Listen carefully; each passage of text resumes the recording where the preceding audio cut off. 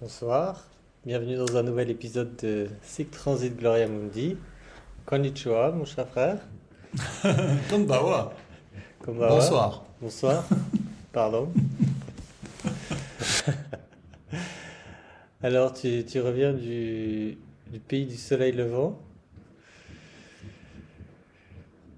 Tu viens de couper ton micro, sans le vouloir, je pense. Ah pardon, je voulais juste vérifier qu'il était bien, c'était le bon micro. Oui, j'ai atterri ce matin à Paris en rentrant de Tokyo, enfin en rentrant de Tokyo et de Corée où j'ai passé, enfin de Séoul et Tokyo où j'ai passé une bonne semaine pour le boulot.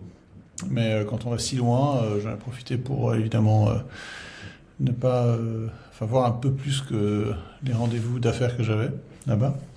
Oui.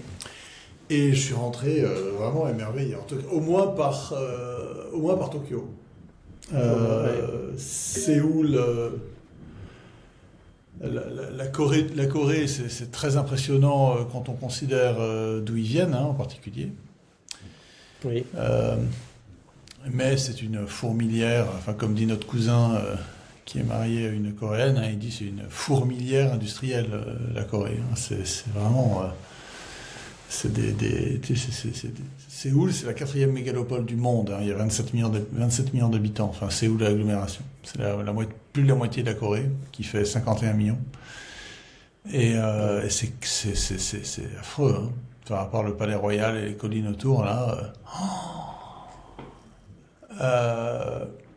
c'est une version bon marché. Enfin, bon marché, pas au sens... financier, parce que c'est aussi cher que Tokyo, mais bon marché au sens de la qualité de Séoul, c'est une version bon marché de Tokyo. Et alors Tokyo, c'est vraiment un bijou, enfin un bijou, entendons-nous, un bijou ultra moderne. Oui, mais, parce que, alors moi je ne connais pas Séoul, mais je connais un peu Tokyo. Et j'ai pas trouvé ça... T'es allé à Tokyo, toi? Oui, t'es allé à Tokyo, pour mon voyage de noces. Ah, c'est vrai. Oui. Et j'ai trouvé ça merveilleux comme pays. Après, ça manque quand même un peu de charme, et puis il y a quand même un peu ce problème de... Ils ont un sens de l'esthétique, mais c'est les contraintes, sans doute la taille du pays, la population très dense, etc. Mais c'est quand même pas extrêmement joli, en fait. C'est pas... Il y a des endroits qui sont bien conçus. C'est incroyable d'avoir un pays développé qui soit si différent d'une autre, parce qu'on a tellement de choses qui sont uniformes de nos jours, que ça, c'est sans doute un des éléments les plus appréciables, en fait, là-bas.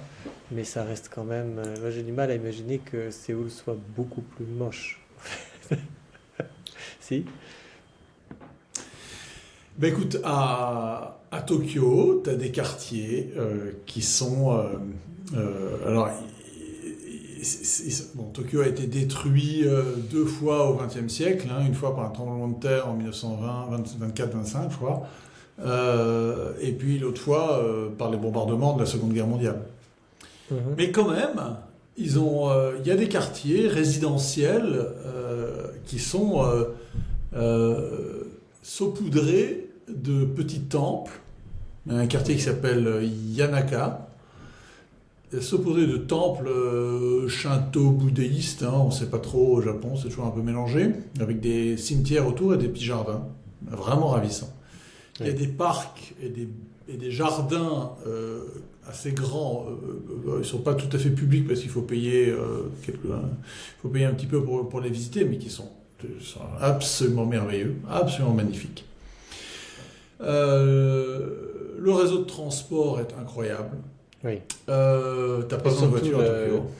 Oui, c'est ça. Et puis la gentillesse des gens. La civilité, serviabilité. la civilité des gens là-bas, Ouais. c'est incroyable. J'ai beaucoup marché dans Tokyo. J'ai vu plein de coins très différents. Alors oui, t'as des quartiers qui sont franchement pas très agréables parce que c'est vraiment le côté fourmilière, oui, mais t'en as beaucoup quand même qui sont très agréables. C'est vraiment, j'ai trouvé que de façon générale c'était une ville, même le centre Ginza autour du Palais Royal, même les quartiers extrêmement animés, les fameux croisements, t'as les piétons qui passent là. Mhm. par foule. C'est un peu Shibuya, celle. je crois que ça Dans s'appelle. Shibuya, ouais, Shinjuku aussi, enfin ces coins-là, c'est vachement, c'est super. Hein. Moi, j'ai vraiment adoré. C'est une ville où j'aimerais bien vivre. Euh, Vraiment, hein. J'ai trouvé que Comme, c'était. comme PewDiePie. C'est qui c'est Tu te souviens de PewDiePie, non? Pendant longtemps, c'était le plus grand YouTuber. C'est le premier qui a atteint les 100 millions d'abonnés. C'est un Suédois qui pendant longtemps faisait ce qu'on appelle du streaming de jeux vidéo, c'est-à-dire qu'il se filmait en train de jouer aux jeux vidéo. C'était ça, comme ça il est devenu le plus grand YouTuber. Et en fait, il s'est installé en Angleterre d'abord, je crois, à Bristol. Non, pardon. Au bord de la mer, au sud de Londres. Brighton. Là. Brighton, pardon. Brighton. Et puis, il s'est marié à une Italienne et ils sont partis s'installer à Tokyo, je crois. Je suis presque sûr, en tout cas au Japon. Et je crois que c'est quand même très particulier hein, de s'installer là-bas en tant qu'étranger, c'est pas du tout Je facile. crois que c'est très difficile. C'est très difficile. Ouais, Ouais. ouais. Je crois que c'est très difficile de. Je pense qu'un étranger, je suis pas sûr qu'un étranger ait le droit d'acheter de l'immobilier Ah oui. au Japon Je déjà. sais pas exactement. Ouais. Si j'ai bien Mais quand compris. Hein. moi j'y étais pour notre voyage de noces, il y avait notre cousine belge qui habitait là-bas. Donc j'avais eu l'occasion d'aller dîner chez elle. Elle avait donc à l'époque 2 enfants, je crois, seulement. Et, euh, et de comprendre un peu mieux à quoi ça ressemblait en tant qu'expat, puisque eux ils étaient expats là-bas. Et c'était quand même très particulier. Mais je suis vraiment tombé amoureux de cet endroit. Et je sais pas si la première impression que tu as eue était la même que la mienne, mais c'était cette impression de vide à cause de l'absence de graffiti.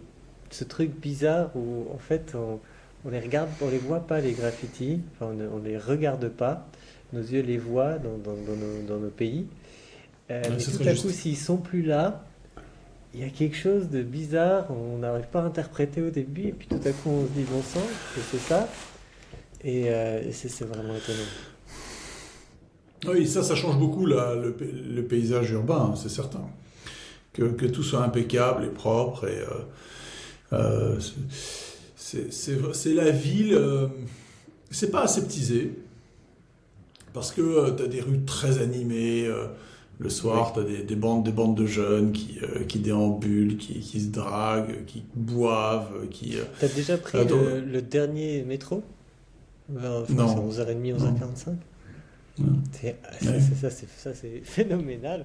C'est qu'en fait, Ouais. tous les soirs, ils se bourrent la gueule, en fait. Hein.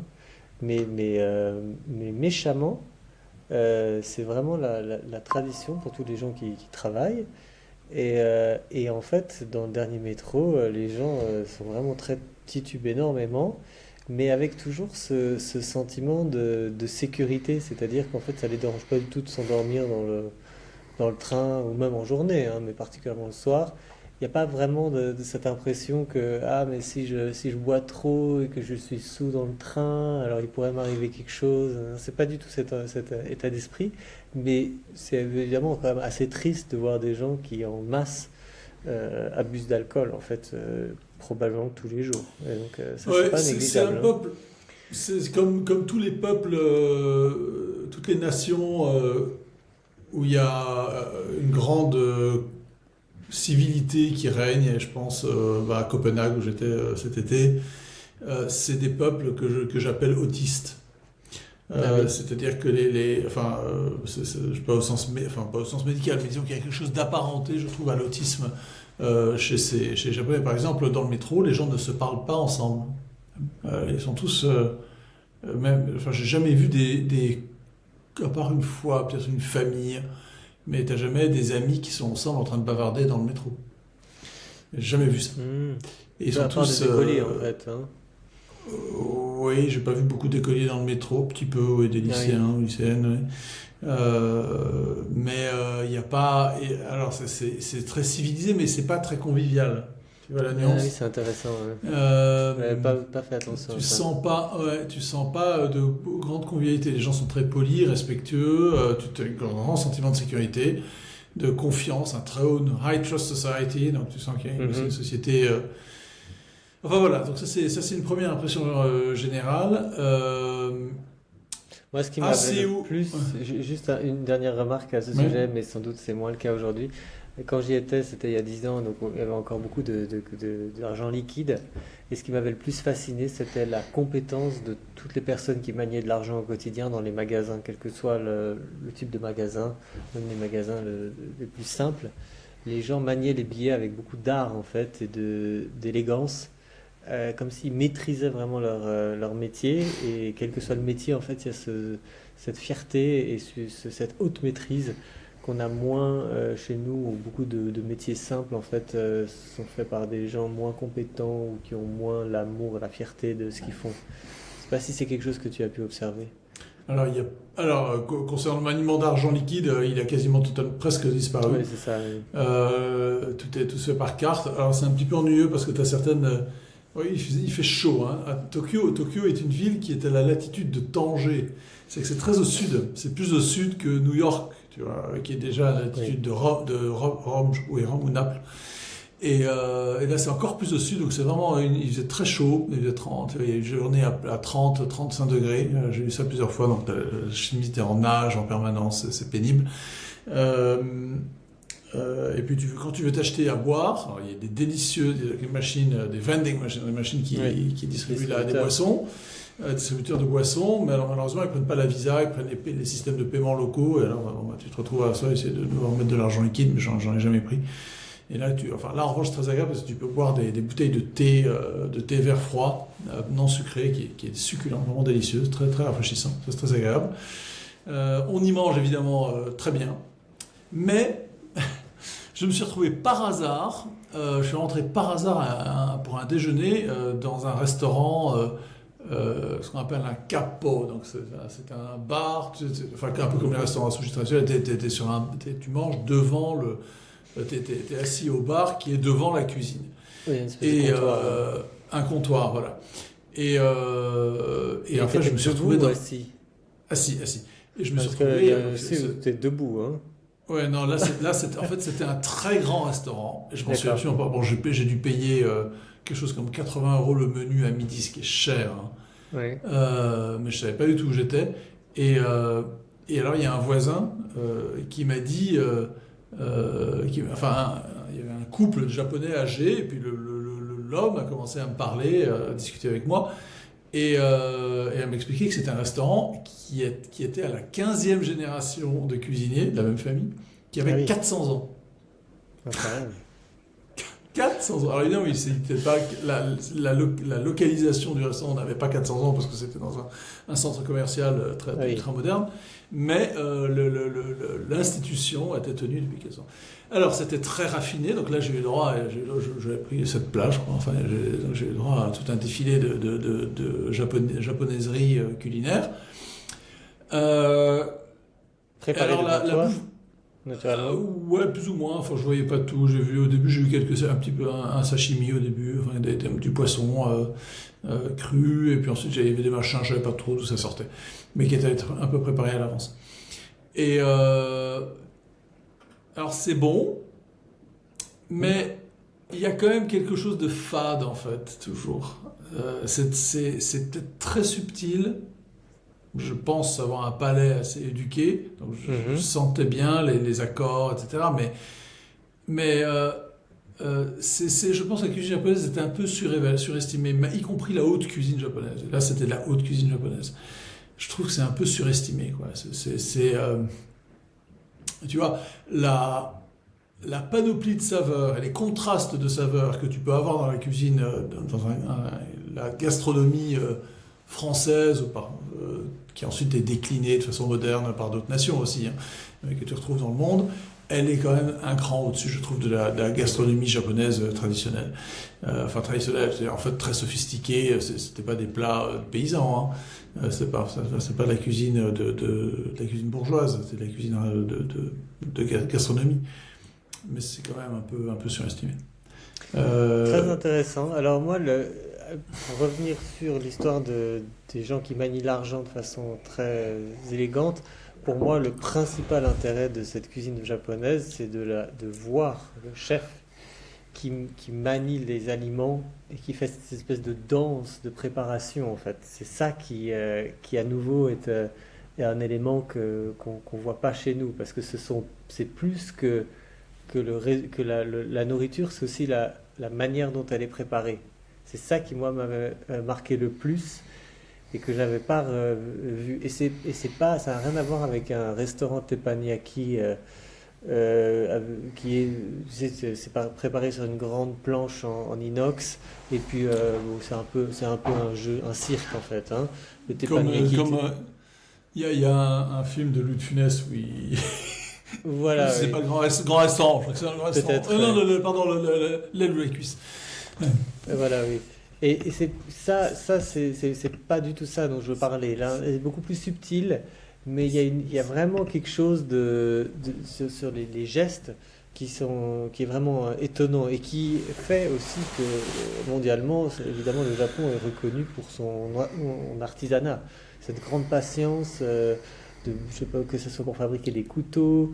Je sais que pour fabriquer des chaussures également, des chaussures à l'occidental, ils sont devenus très réputés comme tailleurs également. Je me suis acheté une cravate.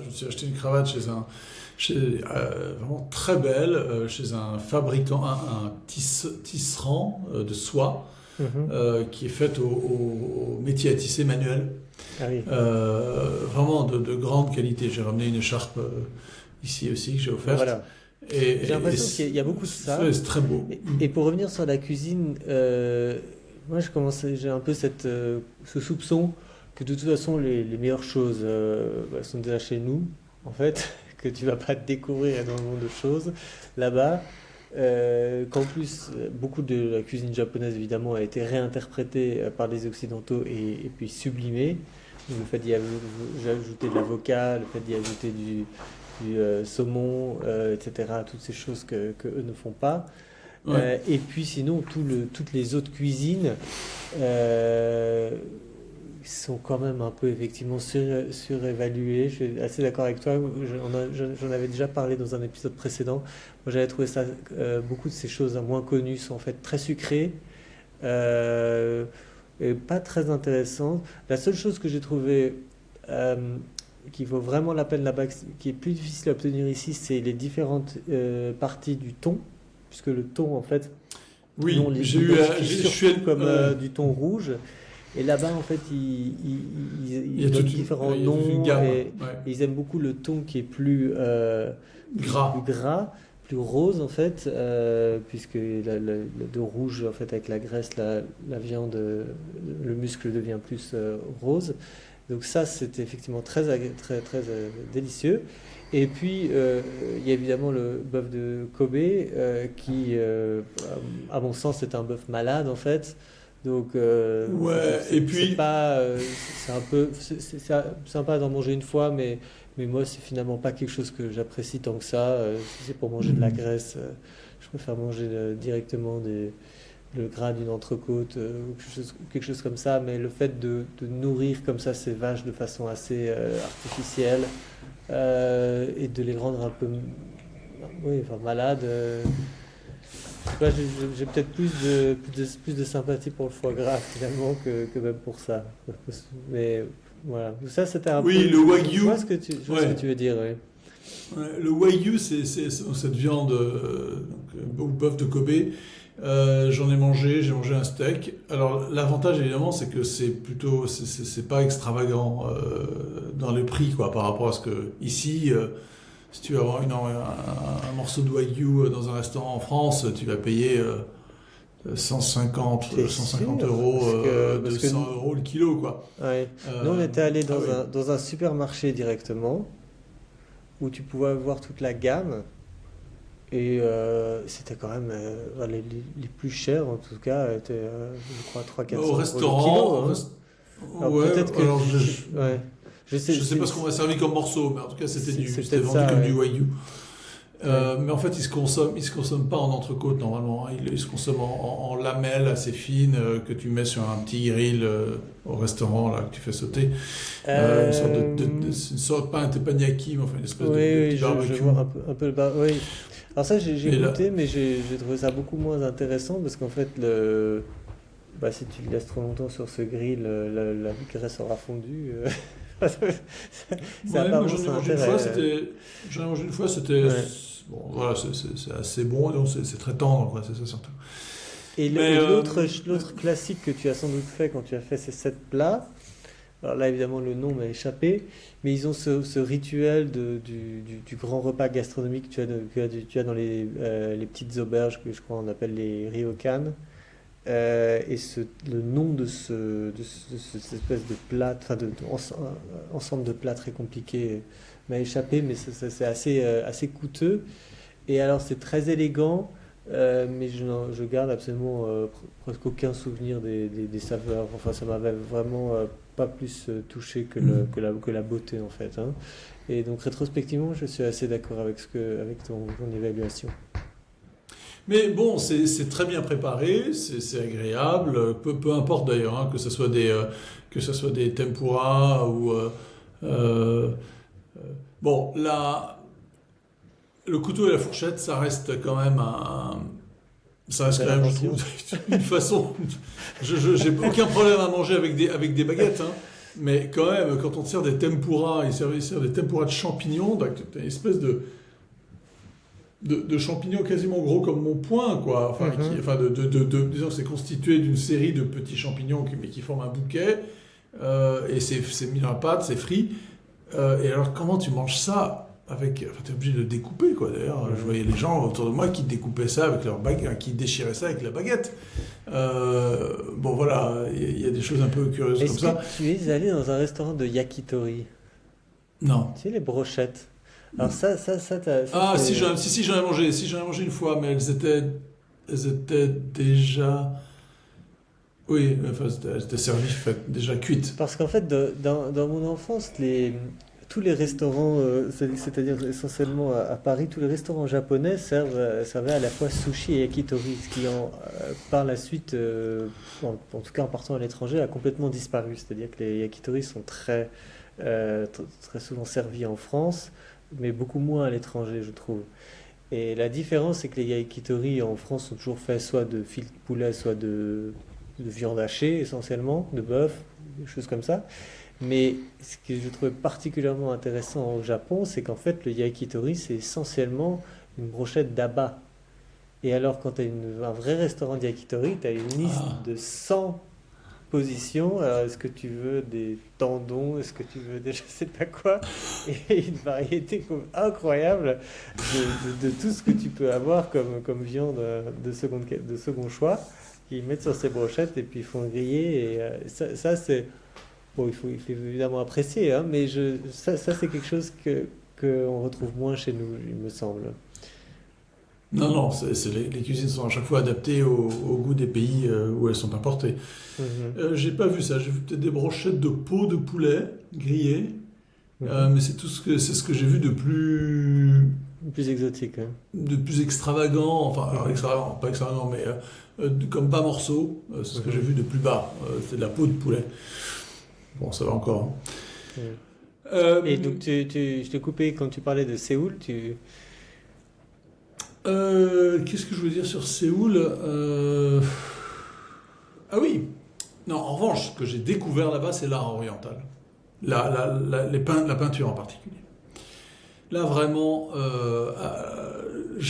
quand j'avais un après-midi libre à Séoul, j'ai voulu visiter le palais royal. Enfin, il y a plusieurs palais royaux, mais enfin, disons, le plus grand dans le centre.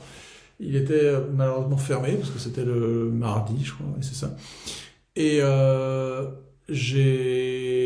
me suis donc rabattu sur la galerie d'art qui est adjacente au palais. Et ils exposaient là des papiers peints qui étaient d'un paysager qui avaient servi à décorer le palais. Alors c'est pas très ancien, ça date de 1920. Il y en avait 6 des grands papiers peints, genre 6 mètres de long, quoi, 2 mètres de haut. C'était absolument merveilleux. Mais alors, vraiment, je suis resté là, bouche bée, à admirer ça, à contempler ces papiers peints. Et pareil au Musée national de Tokyo. Il y avait des choses superbes, des peintures, des sculptures, parfois des sculptures du XIe siècle. J'ai essayé de me dire un peu, mais qu'est-ce qu'on faisait à l'époque en Europe?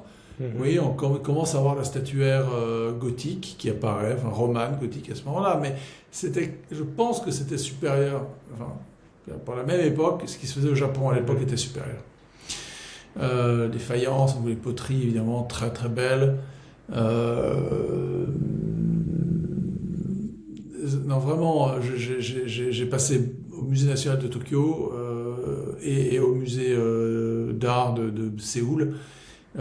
J'ai vu des choses sublimes, vraiment très très belles, très belles. Je me suis dit que l'art oriental méritait d'être. Enfin, j'avais jamais tenu en grande estime, parce que je me souviens du musée Guimet à Paris qui m'avait emmerdé, pardon, qui m'avait ennuyé.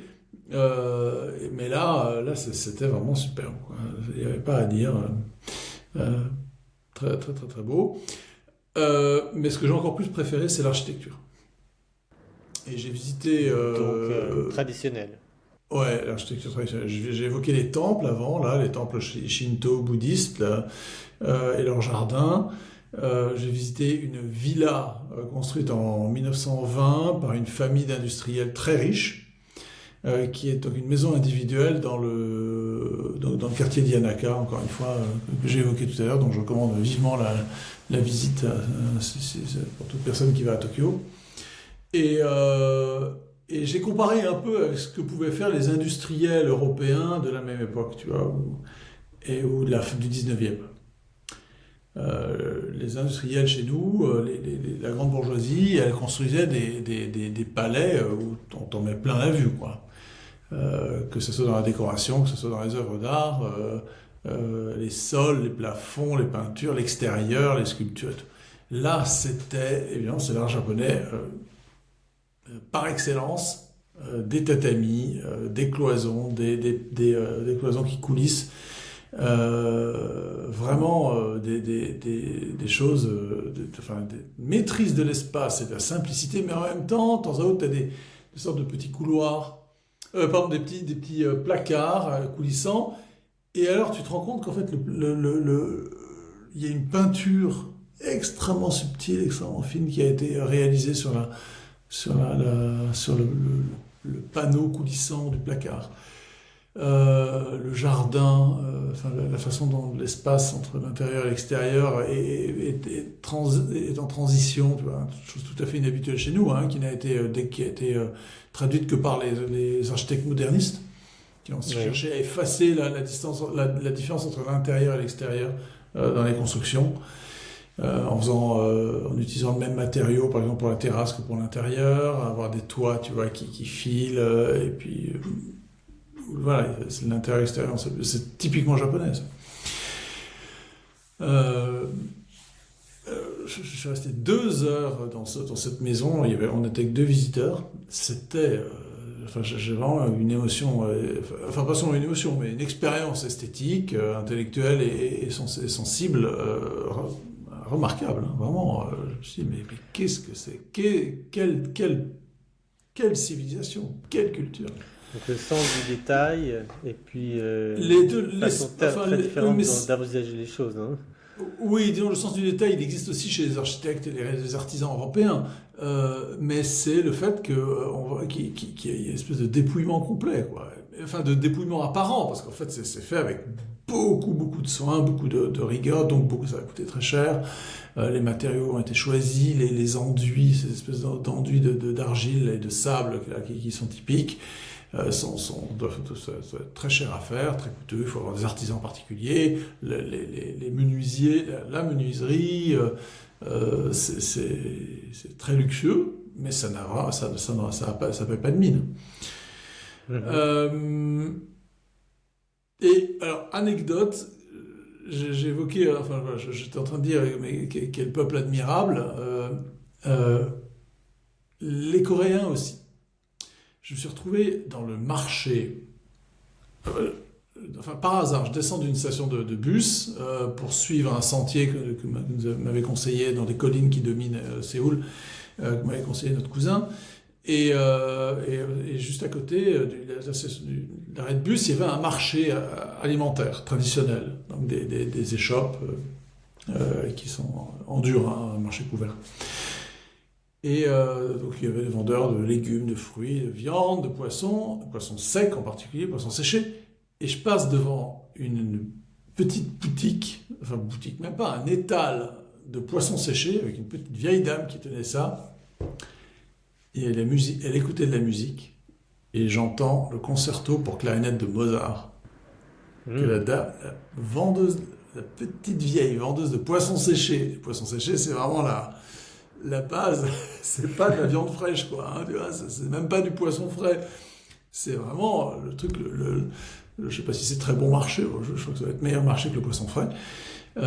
Et la dame était en train d'écouter du concerto pour clarinette de Mozart, qui est connu, mais c'est pas non plus, c'est pas la petite musique de nuit, tu vois, c'est quand même, c'est très connu chez Mozart, mais c'est pas le best-of de Mozart, donc c'était pas par hasard qu'elle écoutait ça.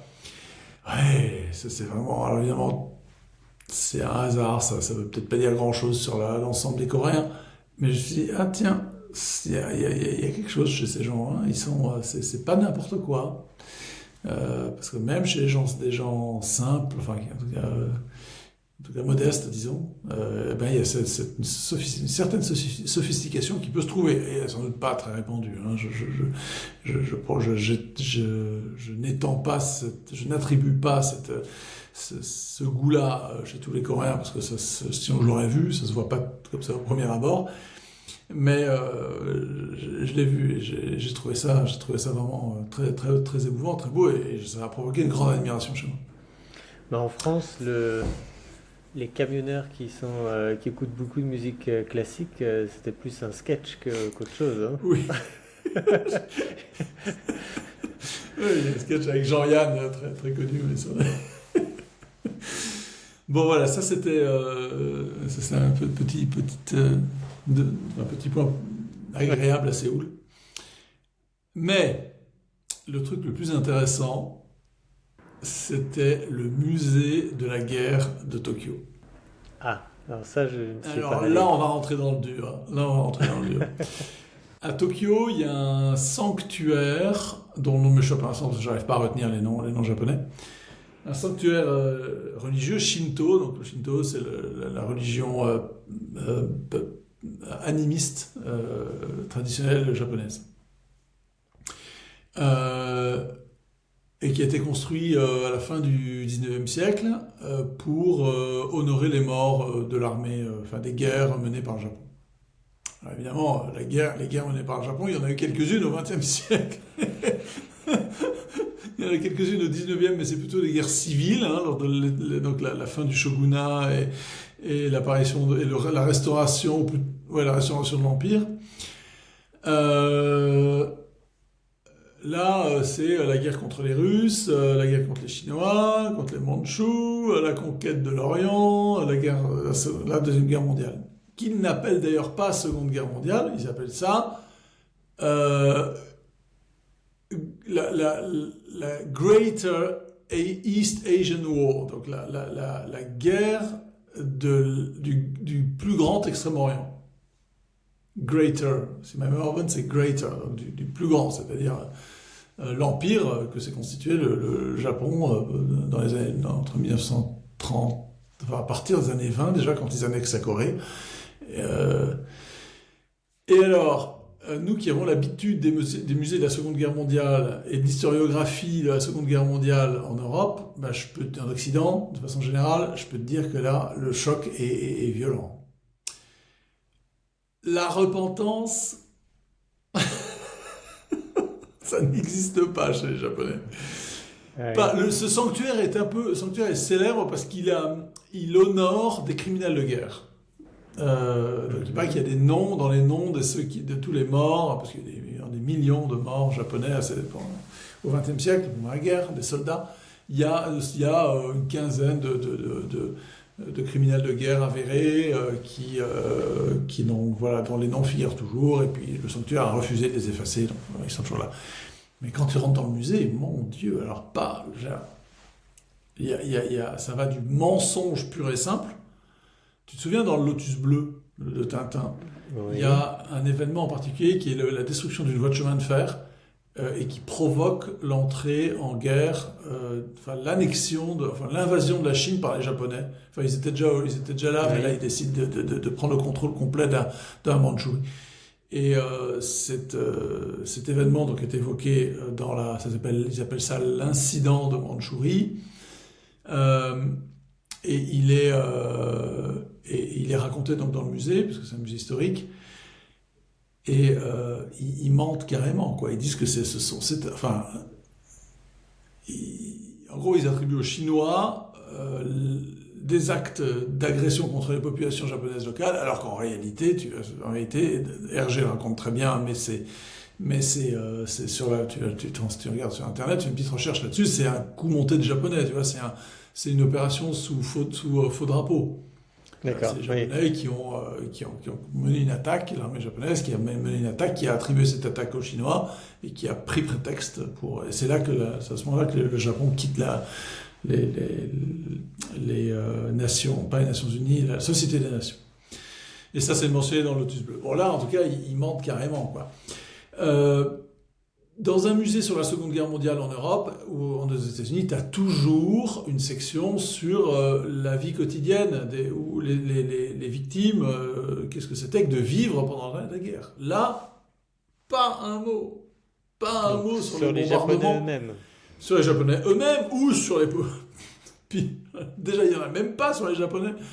Alors, et il pourrait éventuellement, s'il n'y en a pas sur les Japonais, tu en as encore moins sur le sort des Coréens, la prostitution forcée des Coréennes, les atrocités en Chine. Je crois qu'il y a eu 10 millions de morts par les Japonais, entre 5 et 10, quoi. Épouvantable, l'occupation japonaise en Chine.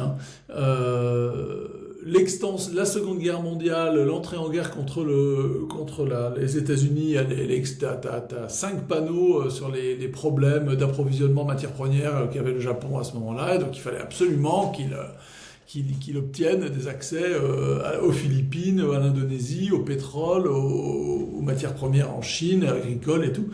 Tout est justifié. En fait, je raconte ça sur le ton de l'indignation. Mais en réalité, je vais y venir après, et on va retrouver un thème qu'on avait évoqué dans d'autres émissions. En fait, ça ne me dérange pas tant que ça. Bon, ensuite, je continue. Hiroshima et Nagasaki. Moi, je m'attendais à ce qu'il y ait une pièce complète sur Hiroshima et Nagasaki. Il n'y a même pas une photo des destructions. Il y a même pas une photo du champignon atomique. Il y a 6 lignes sur Hiroshima et il y a 5 lignes sur Nagasaki. Pas de photo, juste mentionné comme ça, au milieu. Une espèce de...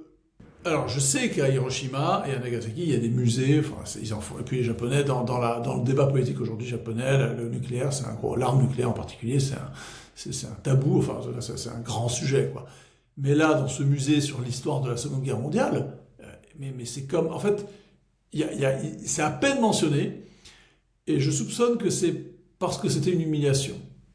Oui, c'est ça, par fierté, oui. Ouais, par fierté. Tous les héros... alors, évidemment, il y a eu beaucoup de...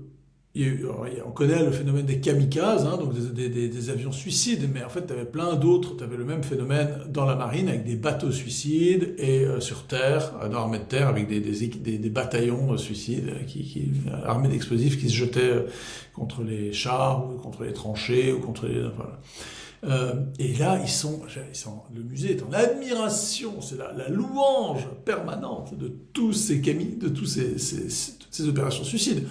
Tu aurais ça dans un musée occidental. Alors déjà, il n'y avait pas de systématique, de formation d'opérations militaires systématiques de suicide tactiques, enfin de tactiques suicides dans les armées occidentales.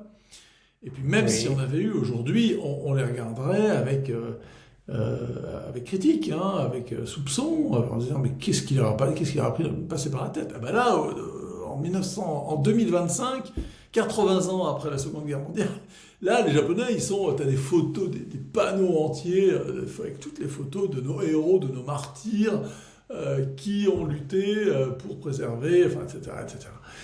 Donc une apologie, une divination quasiment de ces comportements.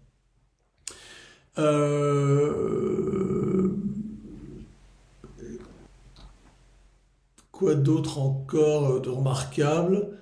Oui, par exemple, oui, toujours dans le même thème. À la sortie pas loin de la sortie du musée, il y a une statue alors c'est une espèce de scaphandrier, un gars dans un scaphandre qui tient une perche avec une mine, enfin une espèce d'obus.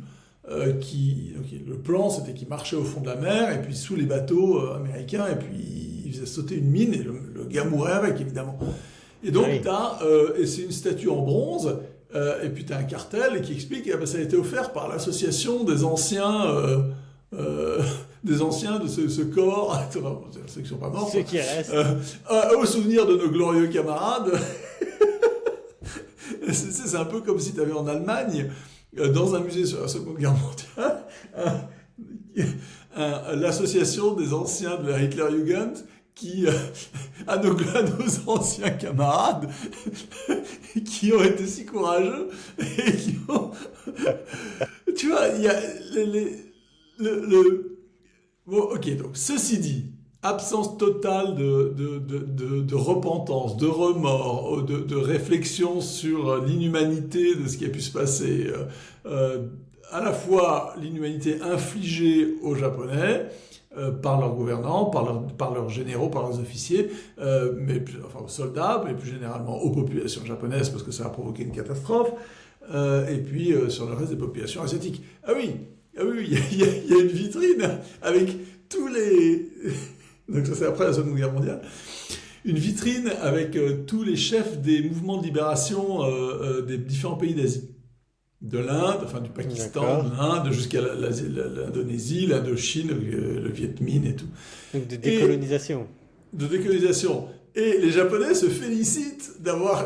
Ce qui est vrai historiquement, c'est que la conquête de tous ces pays-là a facilité soit une prise de conscience, soit la possibilité matérielle de ces mouvements indépendantistes de se débarrasser des tutelles occidentales.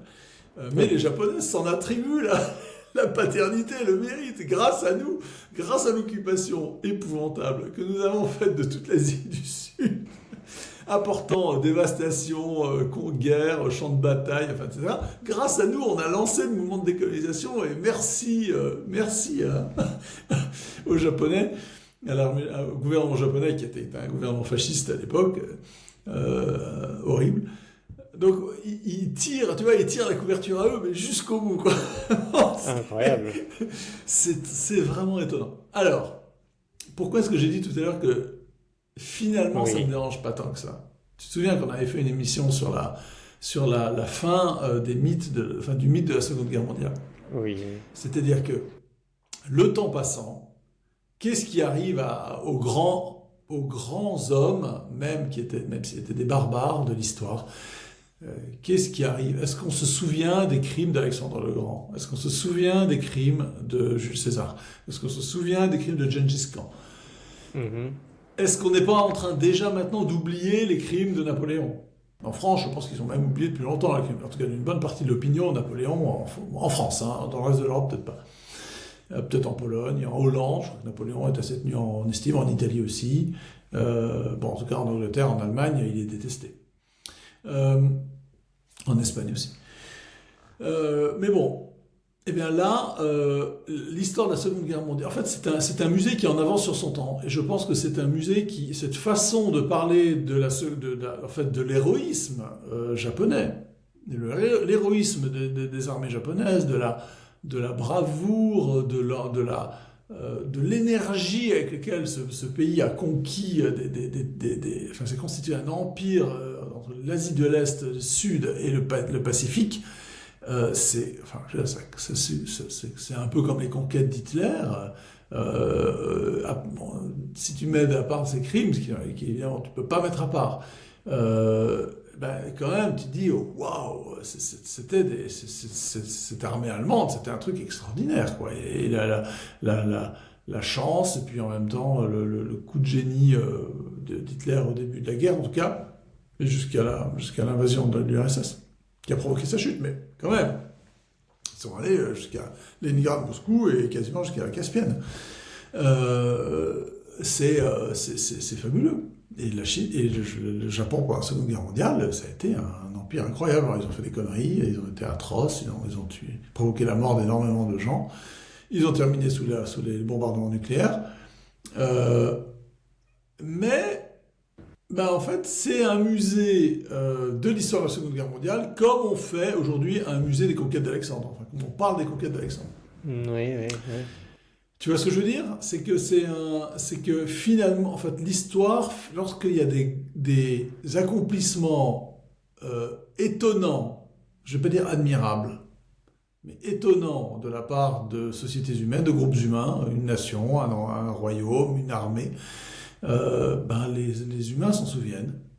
Et puis finalement, finissent par en parler avec admiration et respect. Et là, les Japonais, évidemment, ils ont... c'est très critiqué par les libéraux, par les occidentaux, parce que nous on a même dans un musée en Angleterre ou en Allemagne ou aux États-Unis, je veux dire, on parle de la Seconde Guerre mondiale avec un certain malaise, un sentiment de culpabilité, tu vois, on n'est pas tout à fait sûr. Tu connais le sketch que les Américains se sentent coupables d'avoir bombardé de façon oui, mais même l'usage de la force. Tellement de villes en Allemagne, etc. Mais tu sais, regarde la manière dont le film Il faut sauver le soldat Ryan exprime la culpabilité, l'émotion d'avoir été contraint de faire tuer, de mener à la mort tant de soldats américains. C'est pas le soldat Ryan, c'est pas nos glorieux soldats qui sont tombés en martyrs à Omaha Beach. Hein. C'est pas du tout ça. Mais c'est épouvantable, c'est horrible. Il y a rien d'héroïque et rien de glorieux, même dans un film plus ancien comme le jour le plus long. Le jour le plus long, ça commence avec le casque, un casque américain sur la plage avec la mer qui lave, quoi. Et donc c'est le casque d'un homme mort. Et c'est pas la statue des soldats fusil montant à l'assaut glorieux, quoi. C'est marrant que tu ça a dises été ça tragique. Parce que j'allais justement enchaîner sur le fait que cette absence de recul que tu décris et ce sentiment précisément qu'on est dans son bon droit et tout ça, c'est quelque chose justement qu'on a très fort aux États-Unis et beaucoup moins chez nous. Et je pense à ça parce que précisément hier soir, ma femme regardait la cérémonie de mémoire à Charlie Kirk qui a eu lieu en Arizona, je crois, hier. Et la manière dont s'expriment toutes les personnalités qui passent, et la manière dont ils parlent des États-Unis, etc., ce côté messianique. Ma femme me disait justement, mais c'est quand même vraiment bizarre ces Américains, cette manière dont ils se voient comme le peuple élu ou que sais-je. Enfin, c'est très particulier, très propre à eux et peut-être justement aussi propre un peu aux Japonais. Justement, en fait, c'est à ça que je pensais. Alors, c'est peut-être que il y a différents courants en fait aux États-Unis, que les courants ce qu'on va voir exprimé dans ces discours grandiloquents à la mort de Charlie Kirk, ce sera peut-être différent de ce qu'il y a pour la Seconde Guerre mondiale, parce que il y avait beaucoup plus de victimes, quelque chose comme ça. Hein, mais tu vois un peu ce que je veux décrire? Oui, enfin disons que je pense que l'ambiance qu'il y avait dans cette cérémonie de souvenir, d'hommage à Charlie Kirk, C'était en fait c'est l'ambiance qu'il y a dans les méga churches évangéliques américaines. Exactement. Et C'était nous est cette parfaitement... cette religiosité-là. exactement, qui nous est assez étrangère en fait, et qui nous met un peu mal à l'aise, de la même manière que tu te sens un peu mal à l'aise dans ce musée. Je me sentais pas mal, non, je me sentais pas mal à l'aise. Je riais beaucoup parce que j'étais Oui. ahuri. J'étais ahuri Ouais. en fait. Je me doutais que ça serait ça. Et donc, j'étais ravi de me rendre compte que ce que j'avais imaginé, c'était vrai. J'ai acheté le catalogue en anglais du musée pour le garder et je le mettrai entre les mains si la prochaine fois D'accord, qu'on se oui. voit. Tu as feuilleté, c'est vachement, c'est incroyable, hein, incroyable de parler de la Seconde Guerre mondiale comme ça. Et je le reproche pas aux Japonais, hein. Enfin, j'aimerais bien qu'ils aient quand même un peu plus de distance et qu'ils se souviennent comment s'appelle il y avait un laboratoire de médecins, l'unité 273, je sais plus quoi, un truc dont parle Peterson dans certaines conférences, où il y a eu des expérimentations sur des prisonniers chinois, mais les plus abominables, pire que, enfin, ou plutôt du même niveau que les expérimentations médicales des Allemands, du docteur Mengele je ne sais plus quel camp de la mort. Euh, Atroce. Ça, il y a rien dans ce musée-là. C'est le musée sur la Seconde Guerre mondiale. Greater East Asian War. En fait, surtout moi, ce qui m'inquiète particulièrement dans tout ça, c'est que ma philosophie de tout ça, et notamment à la lecture de Bloodlands, le Terre de sang de Timothy Snyder, c'est que essentiellement euh, ces SS ou ces nazis les plus fous étaient essentiellement des malades mentaux, des athées, des drogués, enfin, des gens vraiment qui étaient pas bien en fait, hein, et à qui on a donné les clés. Et donc, qui, oui, sont allemands, mais qui, à mon sens, ne représentent pas ce que l'Allemagne a de mieux, ou en tout cas, c'est une dérive dans laquelle l'Allemagne ne souhaite certainement pas retourner. Alors que là, j'ai pas vraiment l'impression qu'on décrit au Japon ces gens comme étant, enfin, qui ont fait ces atrocités, comme étant en fait, non, mais ils n'étaient pas shinto, ils étaient tous athées, ou bien Ils ils en étaient parlent tous même pas. Là, communistes, ou ils c'est étaient même tous pas. drogués, ou que sais-je, enfin, des dégénérés en fait, hein. Ce n'est même pas. Le sujet n'est même pas abordé. On ne sait pas. Il n'y Ouais, a rien qui est dit sur ces gens-là. Ils font pas il n'y a pas d'hommage des médecins de l'unité. On va l'appeler unité 273, mais on mettra le lien, oui, vers la fiche d'accord. Wikipédia Oui. ce truc dans le commentaire. C'est même pas mentionné. Je reviens à ce que je disais tout à l'heure, c'est ce qui manque, enfin ce qui me surprenait entre plein de choses, hein, c'est l'absence de mention des aspects non militaires de la guerre.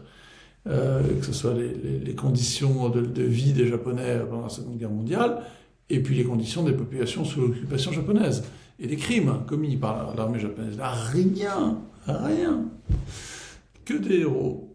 Enfin, comme Jules César qui a tué 1 million de Gaulois sur 10 millions, qui était la population de la Gaule à l'époque, lors de la Oui. conquête des Gaules. Et on n'en parle jamais de ce million de Gaulois, de ce populicide sous Jules César qui devrait nous horrifier. Parce qu'en fait, Jules César est un personnage tellement incroyable qui a fait des choses tellement dingues que on est ébahi par Jules César aujourd'hui. Là, on est ébahi par la conquête de toute l'Asie, par un pays qui venait tout juste de sortir de l'isolement. Ça faisait 70 ans, ouais, c'est ça. Depuis que l'ère Meiji avait commencé et que les Japonais s'emparaient de la totalité de l'Asie. Et c'est étonnant. Et alors, tu penses qu'ils vont se relever démographiquement, le Japon, pour parler d'un sujet qui nous est cher? Que Oh là là. tu vois des signes Alors, il y a beaucoup. J'ai vu beaucoup d'enfants, beaucoup de familles avec enfants, mais sans doute parce que je suis allé à 3 reprises dans un parc, le parc de Ueno, qui est le parc où il y a les grands Oui, musées, le parc où il y a les musées. Il y a le zoo d'ailleurs de Tokyo. Donc il y a oui. beaucoup d'enfants, beaucoup de familles avec enfants, et ça faisait plaisir à voir. Mais évidemment, c'est pas voilà, un spectacle comme ça, c'est pas une étude démographique. Euh, je sais, tu sais, notre discussion précédente portait sur est-ce que c'est vraiment sur la question de savoir si c'est vraiment une malédiction que de voir la population diminuer. Euh, je sais pas. Évidemment, je préfère que les Japonais restent un peuple dynamique, jeune, avec une vision positive de l'avenir. Je crois que Alors, j'avais un traducteur, un interprète lorsque j'avais des rendez-vous, et donc j'ai pas mal pu discuter avec lui. Et il m'a expliqué qu'au Japon aujourd'hui, il y avait l'immigration chinoise est considérable, considérable, énormément de Chinois. Ah oui? Et d'ailleurs, j'arrivais à les repérer dans le métro, hein, ou dans les rues, les Chinois. Ils ont pas, c'est pas qu'ils aient une tête différente, mais c'est qu'ils ont une allure différente. Ils ne sont pas habillés de la même manière. Ah Ils oui. ne se tiennent pas de la même manière. Hmm.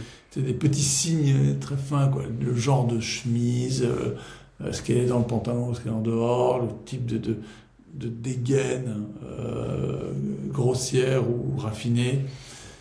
Il y a beaucoup de Vietnamiens, paraît-il. Il y a certaines populations de Kurdes, de Nigérians désormais. Donc le Japon est en train de faire les mêmes conneries que nous. Donc d'importer des étrangers par millions. Ils vont s'en mordre des doigts. Hein. Ils vont avoir des problèmes. Hein. Ils ont besoin, là par exemple, donc mon interprète forme la police à l'interprétariat, en tout cas, accompagne ou organise. Et donc la police japonaise est obligée d'avoir des traducteurs Ibo, qui est une des langues du Nigeria, Ibo-nigérian. Ah oui. Ibo-japonais, pardon. Donc t'imagines, il faut avoir un japonais qui parle Ibo ou un Ibo qui parle le japonais. Pareil avec le kurde, pareil avec des tas de langues, parce qu'en fait, ces populations, lorsqu'il y a de la délinquance qui en général est à un niveau bien supérieur à celle des japonais, eh bien la police est obligée de pouvoir traiter la justice, de pouvoir les traiter, au lieu de les foutre de leur donner la bastonnade comme on ferait sans autre forme de procès à Singapour et de les mettre dans un avion juste pour le continent d'où ils viennent, hein, sans même se soucier du pays d'où ils prétendent venir en réalité. Non, là, il leur applique tout le confort de la loi, de l'état de droit. Et c'est des ressources policières considérables, parce que le Japon est un pays dans lequel l'ordre n'a pas besoin d'être maintenu par la force, quoi. Là, il y a une grande confiance. Donc, il y a très peu de police, et là, la police, soudain, elle se met à faire des trucs qu'elle n'imaginait même pas faire. Enfin voilà, donc ça c'est là. Et alors, tu m'as montré une statistique sur le Japon. Je sais pas si tu la vois là sur mon écran. Ouais. Alors, bon, il faut l'expliquer un peu, hein. Donc en fait, Oui, sur la alors en fait, gauche, c'est une démonstration, c'est une preuve statistique d'une réalité que j'avais déjà entendue, non pas sur le Japon, mais sur les États-Unis, je crois. C'est que, et on en avait parlé dans d'autres émissions, c'est qu'en fait, la baisse de la fertilité dans nos pays est due surtout à l'augmentation du nombre de femmes qui n'ont pas du tout d'enfants. C'est-à-dire, ce n'est pas une diminution du nombre moyen d'enfants dans les familles qui ont des enfants. C'est-à-dire, les gens ne font pas moins d'enfants quand ils ont des enfants. C'est qu'en fait, il y a moins d'enfants qui sont faits dans l'absolu parce qu'il y a beaucoup plus de personnes qui ne se reproduisent plus du tout. Et donc c'est ça que signifie ce taux, quoi. C'est qu'en fait, et donc en fait sur donc le sur la nombre, gauche, quand tu as on une voit le mère, nombre voilà, d'enfants. C'est c'est ça, le donc taux de fécondité, 1, 2, et le 3 en nombre. moyenne. Ouais, c'est le taux de fécondité, Total Fertility Rate, donc TFR. Et puis Et donc CPM, ça c'est le concerne nom, CPM, c'est Oui, Children per Woman, hein, CPM, à per gauche. mother, oui. Et donc celui qui est bleu foncé, bleu clair, il utilise l'échelle à gauche. Et la courbe qui est orange utilise l'échelle à droite, qui, si j'ai bien compris, en fait, il faut la calculer en pourcentage. Donc si on prend ici 0,6, ça fait 60% des femmes qui auront des enfants. C'est Et ça. donc Donc on en voit bleu qu'on clair, en était bleu à... clair, Oui, en bleu clair, on voit une grande stabilité dans le nombre d'enfants par mère. Quand une femme a un enfant, c'est a des plus de enfants, 2 ici. elle en a toujours un peu plus de deux Oui, depuis les années 60. Donc en voilà. fait, depuis les années 60, la taille des familles n'a pas changé. Exact, voilà. Oui.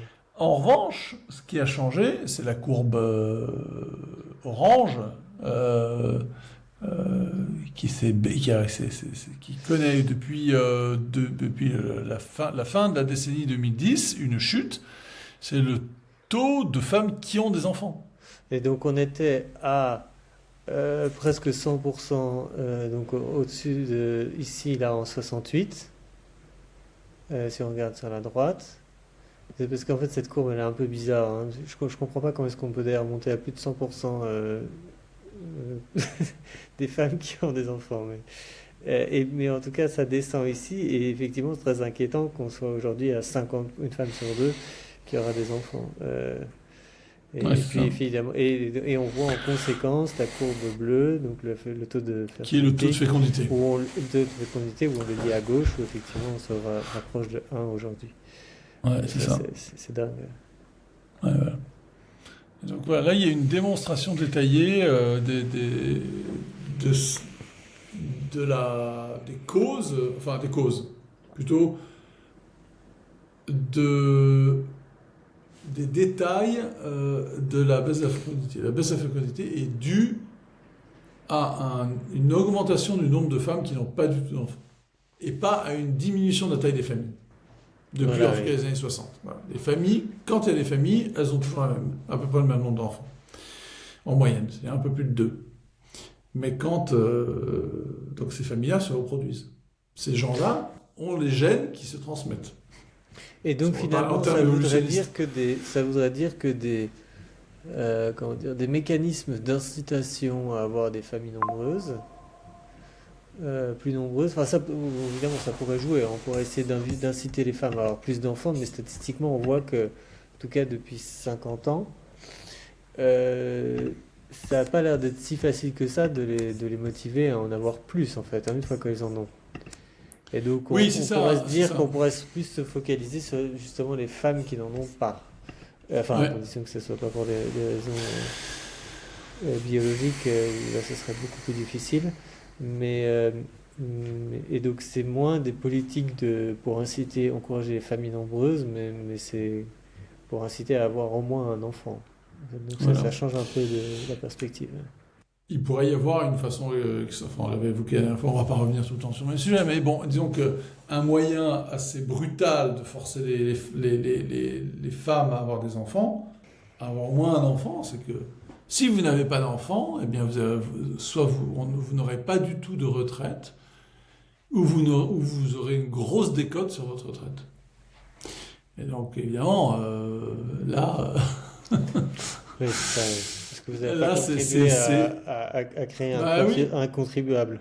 il y aura personne qui sera là pour payer votre retraite quand vous serez plus vieille, plus vieux. Mm, Donc comme homme comme femme, hein. Bon, je pense que c'est malheureusement, enfin voilà, c'est la biologie, c'est comme ça s'appliquerait beaucoup plus facilement sur les femmes, Euh, mais euh, mais ça serait une façon extrêmement, à mon avis, la plus dure et peut-être la plus efficace de forcer, de sortir les femmes. Alors en fait, bon, le problème évidemment, c'est que Ou un autre truc plus léger, c'est tu supprimes l'impôt sur le revenu aux familles enfin, dès que tu as un enfant, non?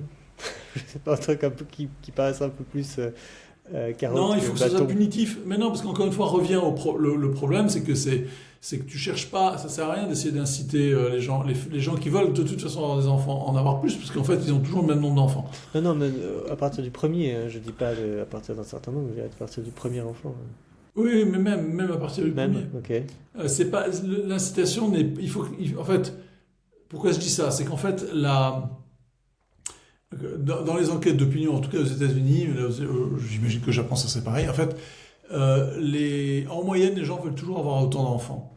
Le D'accord. problème, c'est le célibat involontaire ou Oui, la stérilité involontaire. C'est que les femmes se retrouvent, soit elles font des mauvais choix de vie et elles se mettent en route pour avoir des enfants en marche pour avoir des enfants beaucoup trop tard et la machine ne marche plus. Et donc, soit elles n'ont pas trouvé de partenaire, se sont pas mariées. Et donc, elles se retrouvent, voilà, c'est beaucoup plus difficile d'avoir des enfants quand on n'est pas marié que quand on l'est. Et donc, il faut forcer les gens. Il faut vraiment, il faut que ça soit punitif. Il ne faut pas que ce soit incitatif. Je pense qu'il faut que ce soit punitif. J'aimerais bien en tout cas voir tester des politiques punitives contre l'infertilité. Bien. Bah écoute, ça m'a fait très plaisir d'échanger sur l'Extrême-Orient avec toi. Je te souhaite Je vais me coucher un là bon parce qu'il est repos. 3h du matin pour moi, alors Oui, je compatis. heure de Tokyo, et je suis un peu fatigué. Très bien. Merci beaucoup. Bonne nuit à Allez, toi. salut, Salut. bonne soirée.